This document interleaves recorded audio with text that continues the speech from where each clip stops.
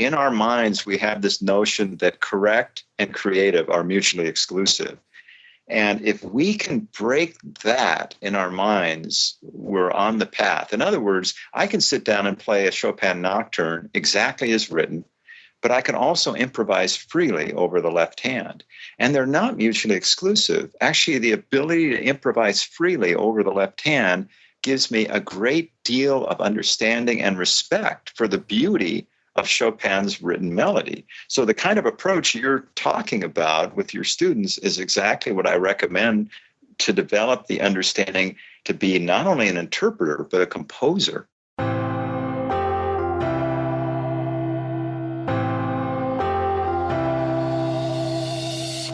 Welcome to the Creative Piano Teaching Podcast, the place where teachers from around the world meet to share innovative ideas about music education. Listen and learn as we help you motivate your students, grow your income, expand your studio, and become a more creative piano teacher. G'day everyone, and welcome back to the Creative Piano Teaching Podcast. You're listening to episode 104. And if you're one of my Inner Circle Piano Teaching community members, a very special welcome to you. My name is Tim Topham, your host for the show. And if this is your first time here, thank you so much for tuning in. I definitely recommend that you subscribe because we have lots of awesome content coming up as we finish up our composition month and move into group teaching.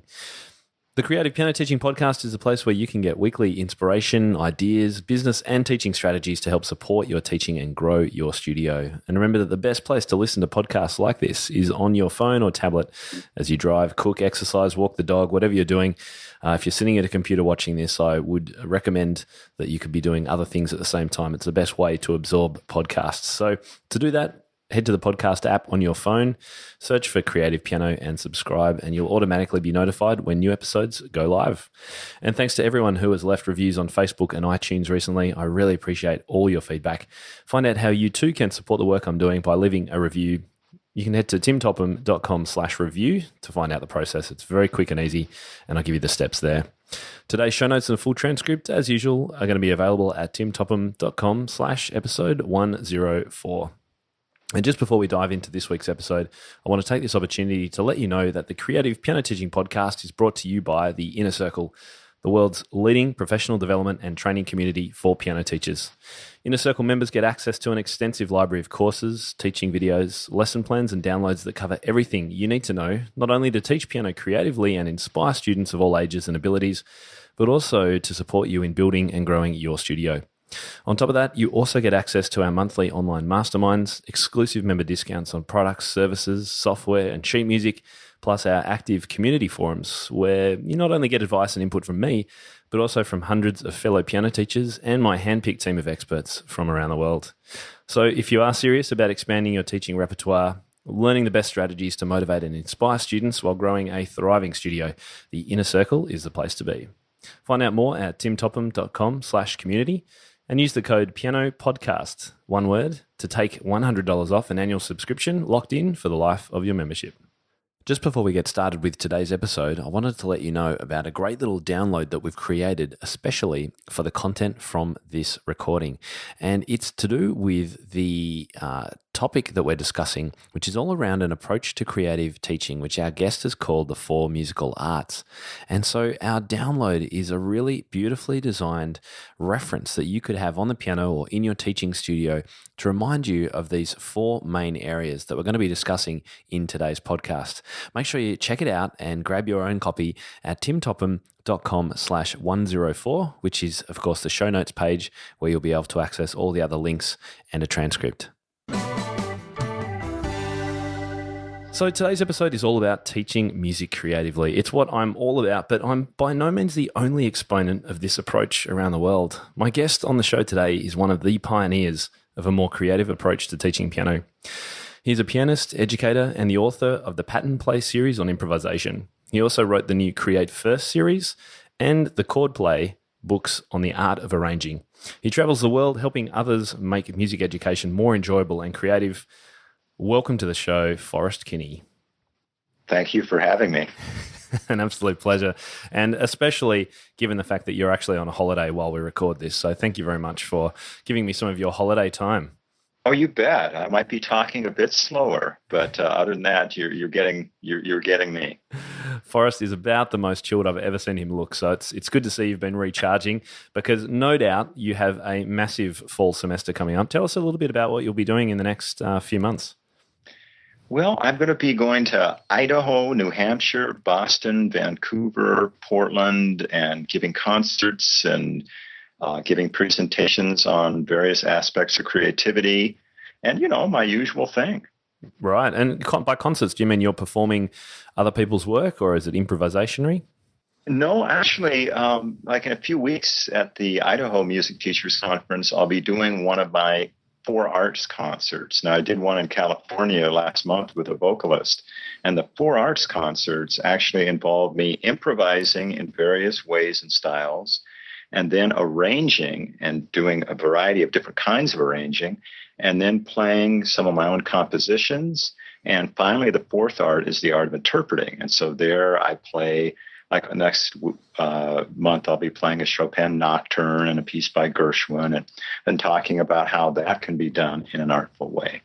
Sounds much more like what our great composers did in their day to perform than what we do today, exactly. Right? And we're going to talk more about that today, right? Yeah, it all shifted radically in the middle of the 19th century. But yeah, prior to 1850 or so, people performed their own compositions, their own arrangements, and their own improvisations. We need to definitely get back to that. And I'm going to read out in just a minute a fantastic short article that Forrest wrote in one of the piano teaching Facebook groups, because it sets the scene for what we're talking about today really well. Just before I do that, though, Forrest, with all that traveling and presenting, are you getting any time to teach this second half of the year, or is that on the back burner for now?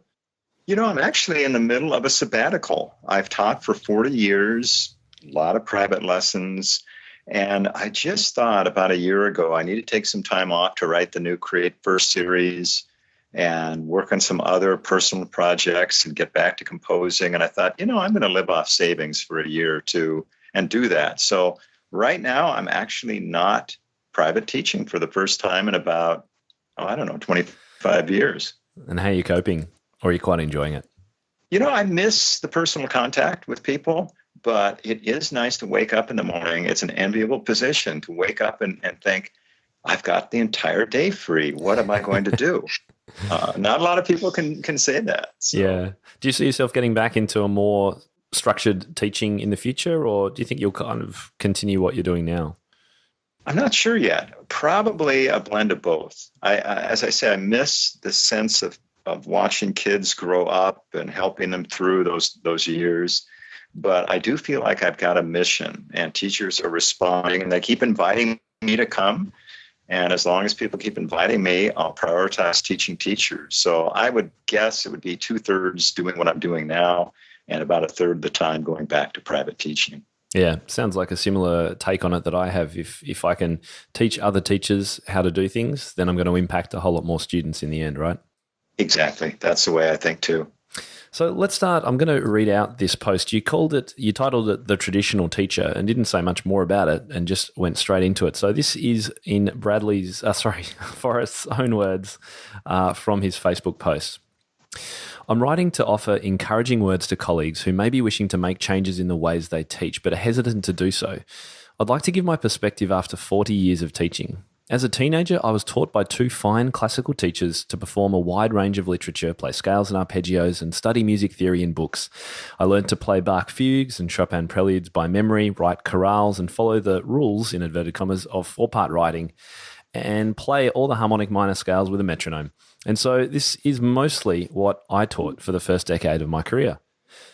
As I tried to make a living as a musician, I discovered that while my training had prepared me to present a classical recital, it did not prepare me to play contemporary music at social engagements, work in churches, play in bands, play on cruise ships, make arrangements for students, play tunes by ear, read lead sheets, and so on. And so over decades, I've learned all these skills, some from an excellent jazz teacher, some from books, but mostly from trial and ear. And I was able to make a living as a pianist. When doing research for a book I'm writing, I learnt that Bach trained his students to do these kinds of things, except play on cruise ships, of course.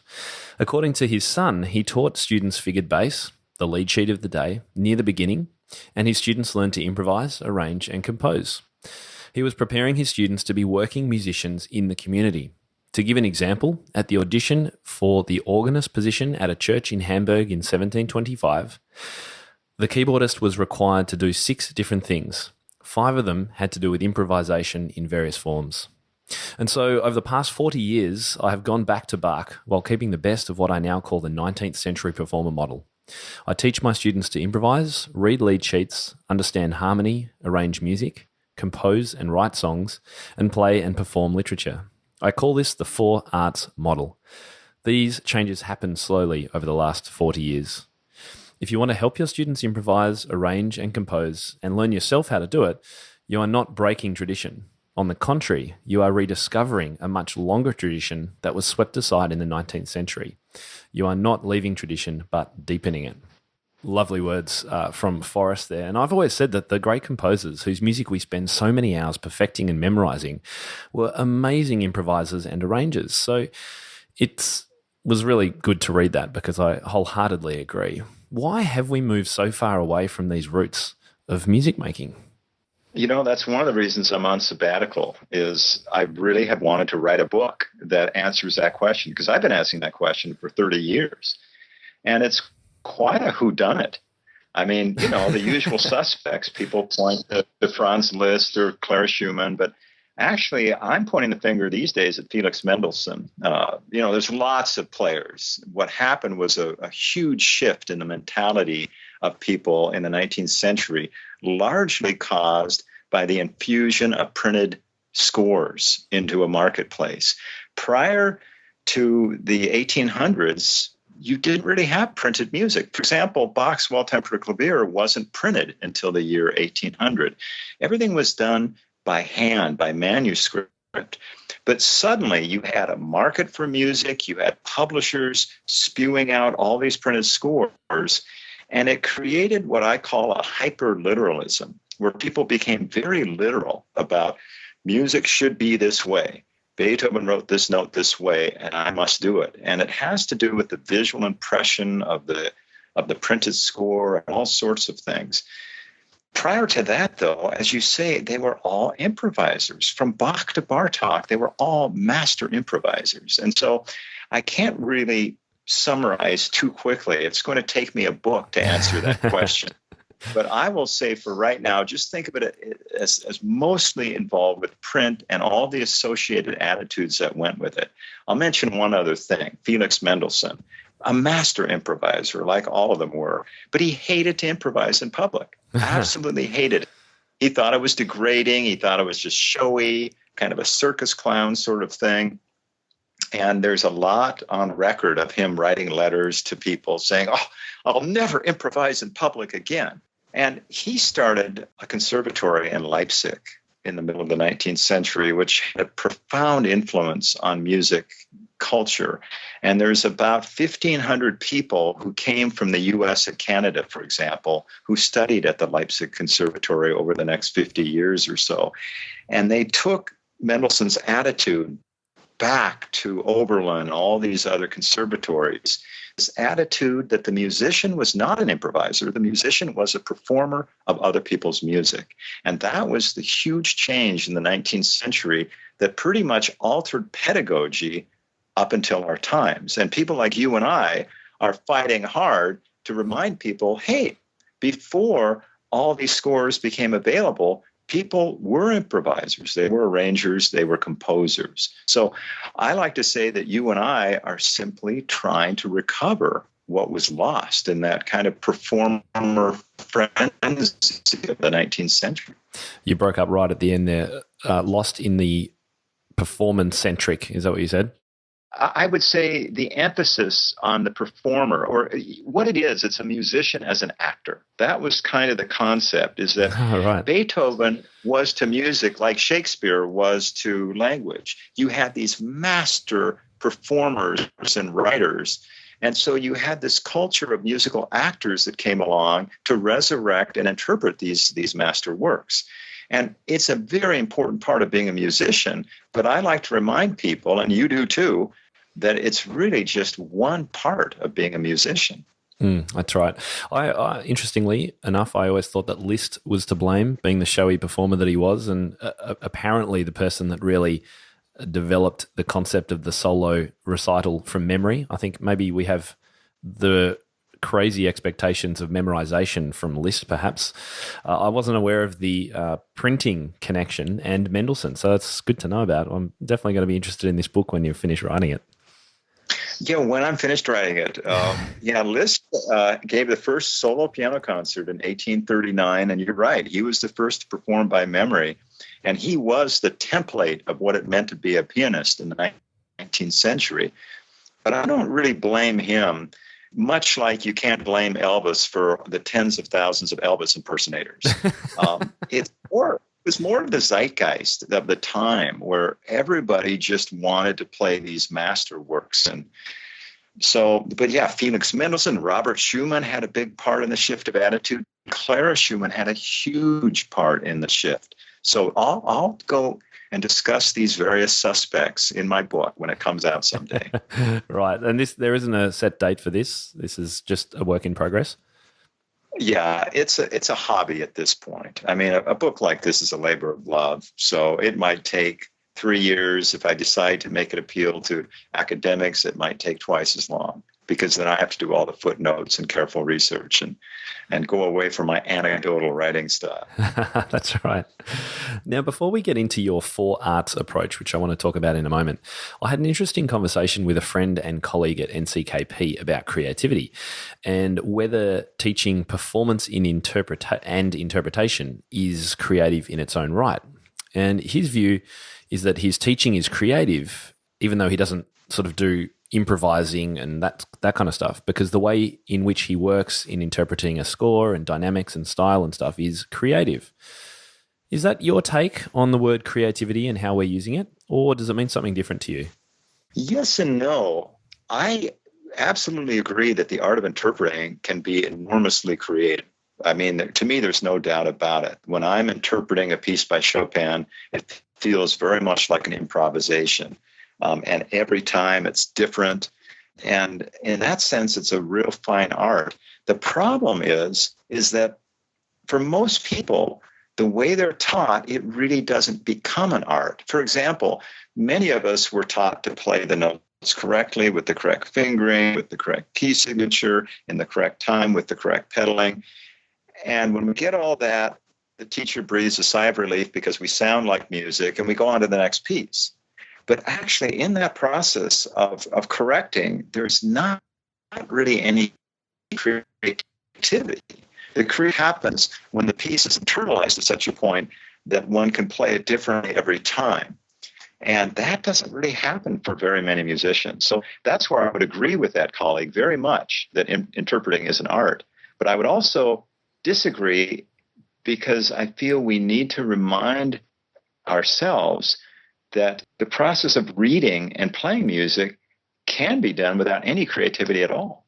Right. Yeah. And I think you say that interpreting Chopin for you is an incredibly creative experience, and you don't play it the same way twice.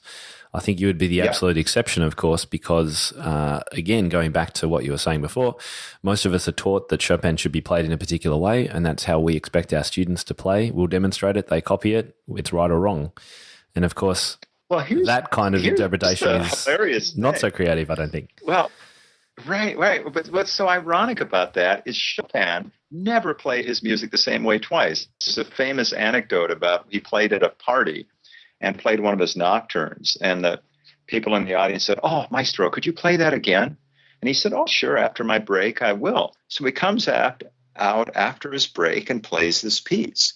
And people enjoyed it and they applauded, but they said afterward, "Oh, maestro, it would have been nice to hear the first piece again." And he says, "Oh, it was the first piece again." I mean, the man was a master improviser. And actually, if you read Pablo Casal's book or Glenn Gould or Horowitz, they're always saying the secret of their art is that they play it differently each time. And that's what makes it creative. If it's played the same every time, then it's done mechanically, and a robot is the opposite of an artist. Right. So we need to actually teach in a way what I call creative practicing that encourages people to play a piece or practice it in such a way that it becomes very free when you play it. It becomes open to the moment. And audiences would then have to accept that that's what might come out, though, of course, because people are, again, attuned that, Beethoven should be performed in a particular classical style. So if someone interprets it differently, that can throw a lot of people offside. Well, but here's the interesting assumption in that. You're bringing up the audience, which again is that 19th century way of thinking where the musician is an actor playing for an audience. But if we look at it in a radical sense, radical meaning like the word radish, going back to the roots, we're not really playing for an audience. We're playing for our own creative spirit. And so if I play a Beethoven piece differently and it's a lot louder than, quote, it's marked, that's how I felt it that day. And of course, people like Glenn Gould, who did things like that, who were incredible artists, are panned, right, by the intelligentsia because he's not following the script. But what he would do often is he would practice a piece and then not play it for a month and then go into the recording studio. I mean, he had the kind of technique he could do that. And then it would come out totally fresh and unexpected. But again, that's creativity. Right. Yep. I tend to agree. So there you go. And I try and, if I'm teaching a written score to students, ask them far more than I tell them, how would it sound if we played this bit louder, or if we do the opposite of the crescendo there and we decrescendo and we add an accent at the end and we don't phrase that properly. Those kind of questions and that experience for students, I think, is a simple way to dip your toe in this water of not being quite so rigid. Would you agree? Absolutely. Absolutely. I always make the point that in our minds, we have this notion that correct and creative are mutually exclusive. And if we can break that in our minds, we're on the path. In other words, I can sit down and play a Chopin nocturne exactly as written, but I can also improvise freely over the left hand. And they're not mutually exclusive. Actually, the ability to improvise freely over the left hand gives me a great deal of understanding and respect for the beauty of Chopin's written melody. So the kind of approach you're talking about with your students is exactly what I recommend to develop the understanding to be not only an interpreter, but a composer. I love it. And you can do that with most any music, particularly if it's got a repetitive left hand of some sort, to keep that left hand going and just explore some very simple improvisation with the right hand with students. It doesn't have to be jazz. It can be any style, really. As long as you know the note set that's going to sound kind of okay, go with it. I would encourage any teacher to do that. So tell us a little bit about your 4 arts approach, because I think it's a great way to summarize everything that you're about, and I really love how you've wrapped it into this concept. I think all of us, when we're teaching, we're kind of guided by a model. And for the first 10 years I taught, my model was I needed to teach 2 contrasting pieces, different styles. I needed to do technique in every lesson. I needed to do sight reading in every lesson. And that was kind of my model. It's what I would call the performer model. But now I have this 4 arts model. So when a student walks in the door, okay, let's improvise together. So usually we start by improvising a duet together, and then we explore maybe what they've been improvising this week. So there's art number 1. Then with all my students, I'd like to help them understand how to arrange. Now, a lot of people don't understand, I should say it this way. I make a distinction between improvising and arranging that a lot of people don't make. When I sit down to play, say, somewhere over the rainbow, and then I improvise on it, I'm actually combining 2 arts. I've made an arrangement of the piece, but on the repeat, I'm freely improvising. That's the way improv was always taught. It was taught on the foundation of arranging. People were taught figured bass, they were taught harmonization, they were taught tunes. Then on the repeats, you would improvise. What I do in my teaching is I separate improvising and arranging. I teach improv from the very first lesson using patterns. People don't need tunes, don't need harmony, they don't need chord understanding, they don't need lead sheets. It's basically the teacher plays a pattern and they invite the student to play with me on black keys or play with me on white keys. So even in the first lesson, we can do improv.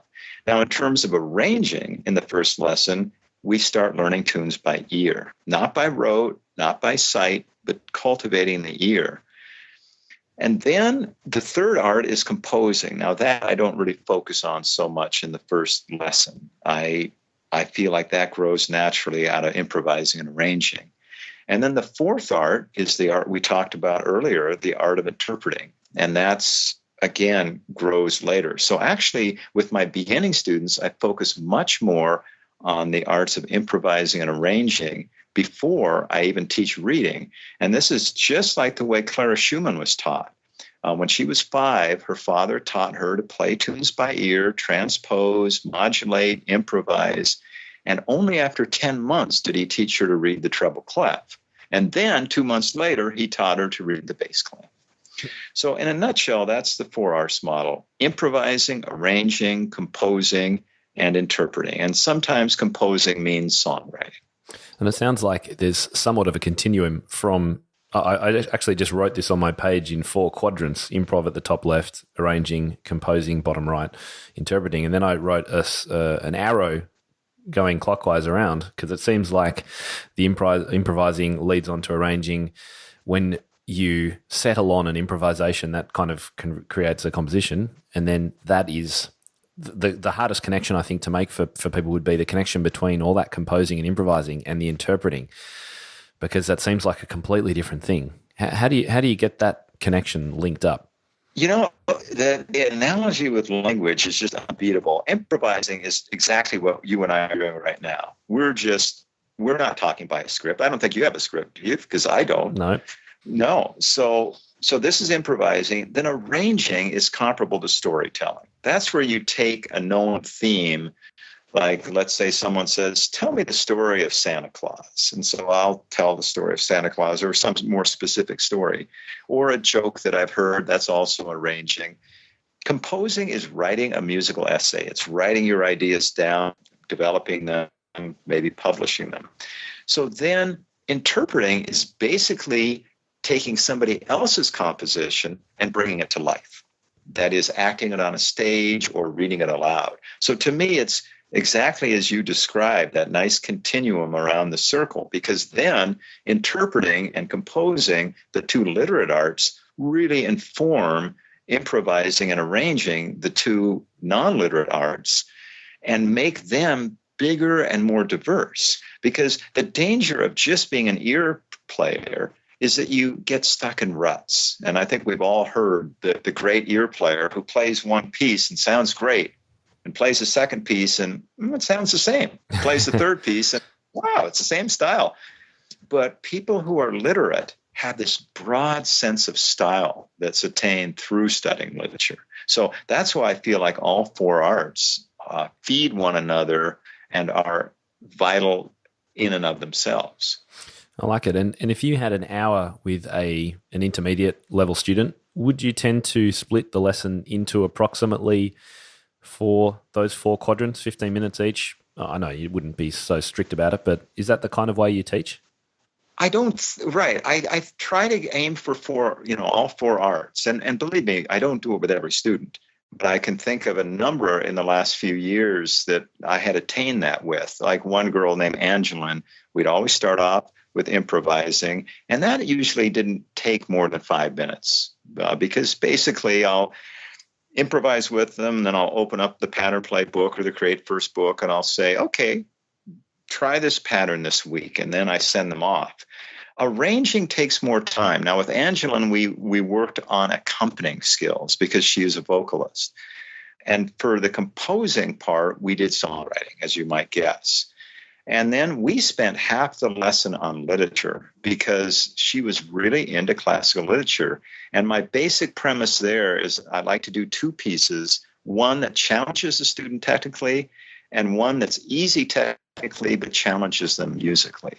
So it tends to be more like half the time on literature and half the time on other stuff. But again, it varies completely with the student. Understood. Yeah. I get asked a lot about how to break up lessons, how to structure the average lesson. And so I'm thinking I might even put this together in a little bit of a diagram because I've been drawing as you've been speaking. It works together so well. I've got some questions of you to give some teachers tips because we don't often get the chance to hang out with you like this. So I want to pick your brains on a few things. So I've got a few questions that I've thought about. For students, and often teenagers, I think, fall into this category, who only want to play by ear and learn on YouTube, how do we best deal with them and educate them? Yeah, it's the big question, isn't it? I've totally changed over the last 40 years because I was trained by a Juilliard graduate. And basically the model was the teacher was the dictator. The teacher had the program, wrote out the lesson plan, and you followed it. And if you didn't, boy, you were in trouble. But over the last 40 years, particularly as I've taught more creativity, I've discovered that what really works with creative people is engaging their passion, engaging that thing that they're compelled to do. And so I had a student named Noah who is exactly what you just described. And he wanted to play Beatles songs. Now, he's 12 years old, and he just was fascinated with the Beatles. So, but he quickly discovered that there was a limit to his ear. So I got him a Beatles fake book and taught him to read treble clef, started teaching him about the world of chords. And of course, this was a doorway for him into his interest. And so he learned to read treble clef. He started understanding all these chords because, you know, the Beatles use actually augmented chords and some very odd harmonies. Yeah. And I stuck with that passion for a year and a half. And he became a pretty good piano player, a decent reader of treble clef. Then one day, a friend played Moonlight Sonata. He's like, I've got to play the piece. And well, of course, but you got to learn to read bass clef. Now, I wouldn't advise teaching most students to read, you know, in C sharp minor, but that's the way I tend to go with these very creative kids is I work with them on their passion until they see the limitations of their skill set. And there comes a day when they say, oh my gosh, I've got to play for release. I've got to do this. And I say, you know, it's time for you to read, don't you think? And they read quite quickly at that point because A, they see the necessity, and B, they've got the kind of playing skill set that allows them to read quickly. Yep, they've got a purpose suddenly. I have the same experience with students who I might get who are transfer students. I've ended up with quite a few transfer students whose parents bring them to me because they're about to quit and they need a bit of a hook in, and my hook in is some chords and pop music that they want to play. But it's well, it doesn't surprise me anymore because I'm used to it, but it used to surprise me that after a few weeks of that, they would start to go, yeah, I heard this classical piece, or I'd really want to play this, and it leads beautifully into more reading, written, understanding written music, all that kind of stuff. It's surprising how, and you did the same thing with Noah, hooking him in with the Beatles and teaching him along the way, then gets him into that point of being 100% motivated to take it to the next step, rather than from the beginning saying, right, let's read music. That's it, because Noah would have walked away like he had done from his previous teacher, because he came to me for the same reason students come to you. And I think we inherited a kind of a highbrow attitude from the 19th century that there is the high music and the low music. But, you know, that is a modern attitude. Brahms, for example, made his living as a youth playing dance music. And after his first symphony was published, he walks into a pub and the woman says, oh, maestro, play some dance music for us. And so he sits down and plays dance music for an hour. And I think it's important to keep in mind that what we really want our students to have is a lifelong love of music. And this means there'll be periods of their life they'll be really into reading, periods of their life they'll be really into composing or improvising. And the creative life doesn't usually follow this straight road. It's a very curvy, bendy road. Right. 100% agree with that. All right, so another question. What about for students who are terrified of improvising, or who just won't do it, or don't enjoy it, or say they don't enjoy it? How do you approach them? Yeah. Usually those are the students who've been trained for a number of years, because they have learned that it's all about playing the correct notes. And so suddenly, when they are thrust into a position where they don't know what's correct or incorrect, their entire compass is thrown out and they get a sense of vertigo and panic. So, but the thing is those students need it more than anybody, because they're usually the ones who are perfectionists and have the real phobia about performing. And so what I usually do is I start playing a very rich sounding accompaniments from one of my books, and I'll just say, make a sound with me on black keys, and I'll play a black key, and I say, hey, start with this note. I give them a starting note just to, let them know that the water's not too cold. And so I say, play that in any rhythm you like. And so what you're doing is creating an environment that sounds rich and creating a scenario in which they can't fail.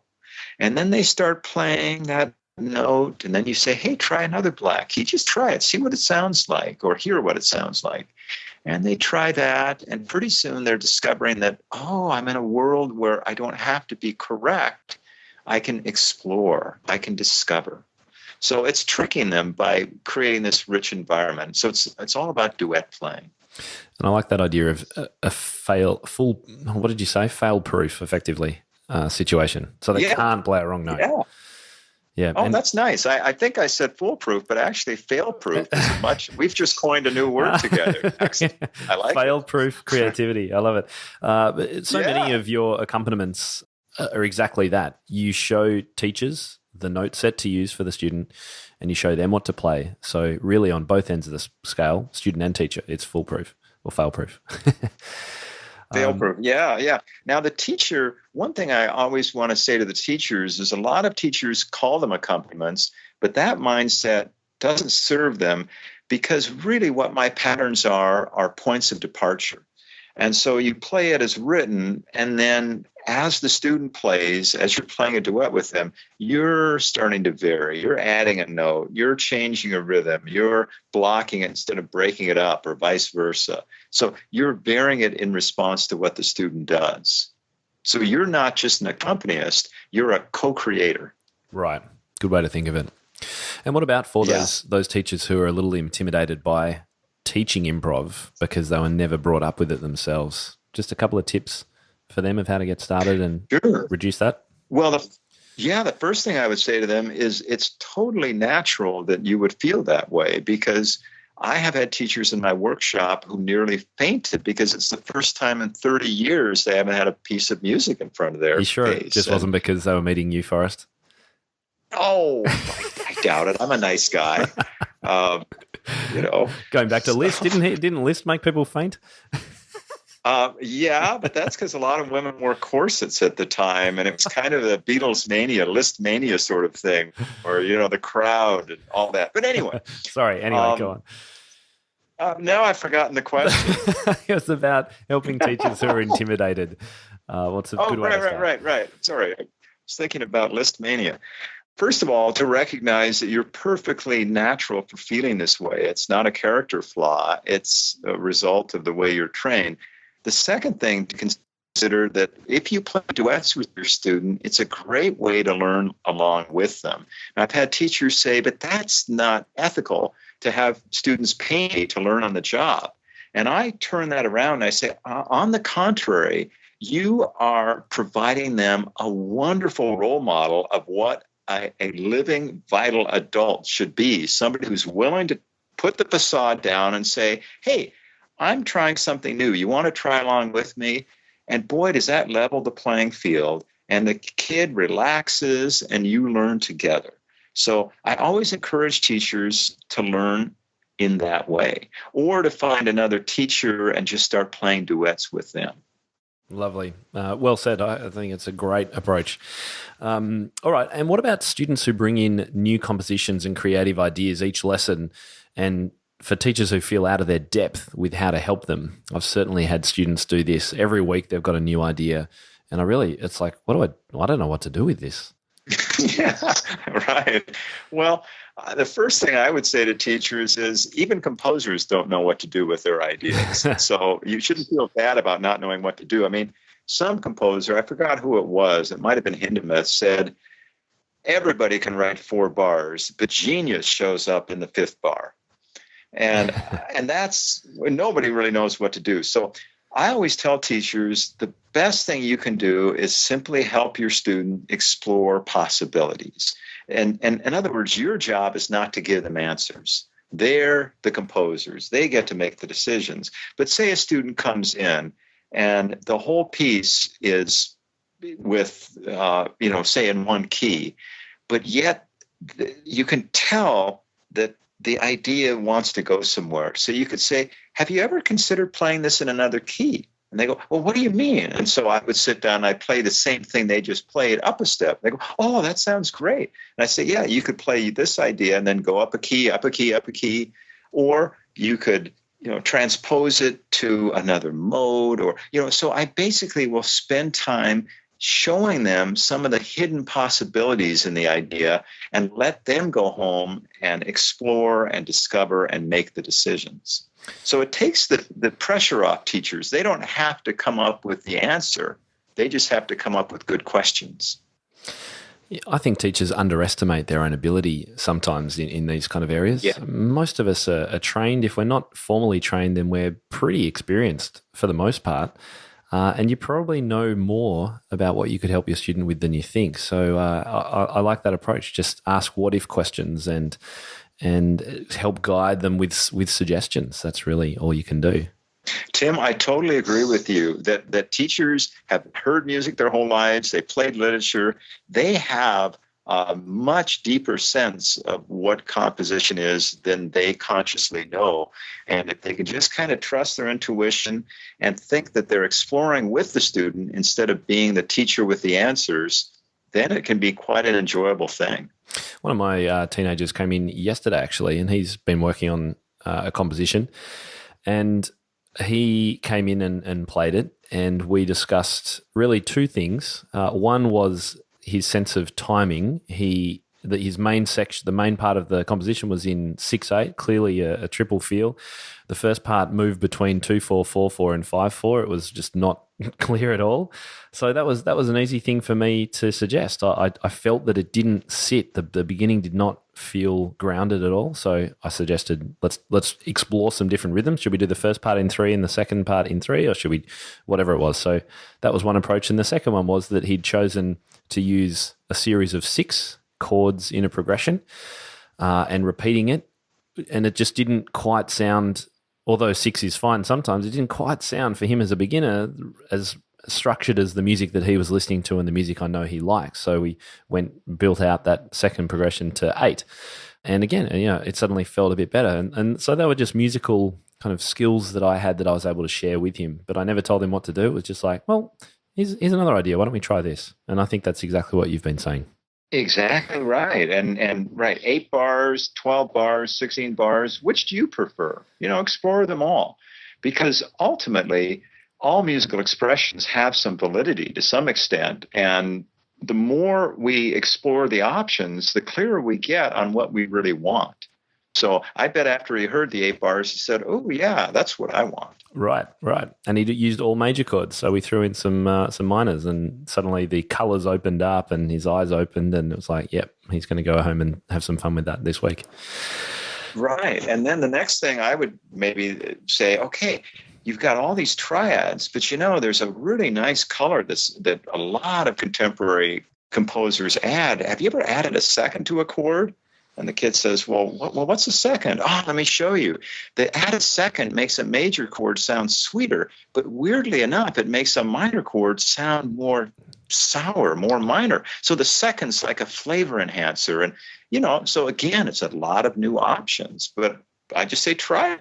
Exactly. And for teachers who want to know more about this kind of chordal approach, if you missed my webinar that I did recently, then you can find out more at my website, timtopham.com/chords, where I've got a whole lot of information about my approach and some of these suggestions about adding seconds and suspensions and those kinds of colors that you can easily suggest students add into compositions. And it's not too difficult, even if you've never done it yourself before. Forrest, it's been an absolute pleasure, as always. Sorry, go on. Oh, no, that's fine. No, it has been a pleasure to talk to you. I mean, I feel like we've got a similar mission here, just to encourage teachers to kind of get out of the 19th century and and open up to the whole creative domain that's possible. 100%. And I would encourage anyone who's interested in this podcast and what Forrest has been talking about to certainly follow him on Facebook. And he regularly posts. He's been posting. I mean, that was just one of, I don't know, you've gone a bit bananas in the last few weeks, which has been great, by the way. His last post was like poetry. Like it was just, Shakespeare would have been proud, I think. It wasn't in iambic pentameter, but it was pretty good. So yeah, do follow him on there. And also make sure you check out his latest series of improvising and creativity books. They're called Create First. Forrest, where do people go to find that series? The only place you can get that is on my website, and that's www.forrestkinney.com. So if you spell my name correctly, you can get to my website. So it's 2 R's and Kinney. I don't sell it anywhere else. No, I think it's great. You've gone the self-publishing route, and I think it's. I hope it's working out for you. It's great because anyone around the world can download it really, really easily, and you've got a lot of examples and teaching videos. So definitely check out Forrest's site. Yep, forrestkinney.com. Thank you, Forrest. I'm sure our paths will cross again in the near future. I hope it's not too far away because I do enjoy our conversations immensely. I do too, Tim. Thank you very much. Appreciate it. You're welcome. So reminders for everyone who's enjoyed this episode, you can find out the show notes and links to everything that we've been talking about at timtopham.com/episode 104. And a quick reminder too that you can now get updates into your Facebook Messenger directly when I post on the blog or the podcast. If you want to find out how to do that, it's literally one click. Head to timtopham.com/Facebook. Click the blue button and I'll be in your Messenger inbox whenever I update something and provide you some new information. So check that out. And next week, I'm very, very excited. We've got our discussion with the fantastic Deborah Perez, all about converting to group piano teaching. If that's something that's been of interest to you, maybe you're in the process, maybe you haven't started, maybe you're just thinking about it, make sure you tune into our episode next week. That's podcast number 105 with Deborah Perez. Until then, thanks so much for tuning in, everyone, and happy teaching. Ladies and gentlemen, that will conclude this evening's entertainment. Oh, thank you. Thanks for listening to the Creative Piano Teaching Podcast. We'd love to help take your teaching to the next level as a member of our supportive community. Use the coupon Piano Podcast for $100 off an annual membership of Tim's Inner Circle today. To find out more, head to timtopham.com/community.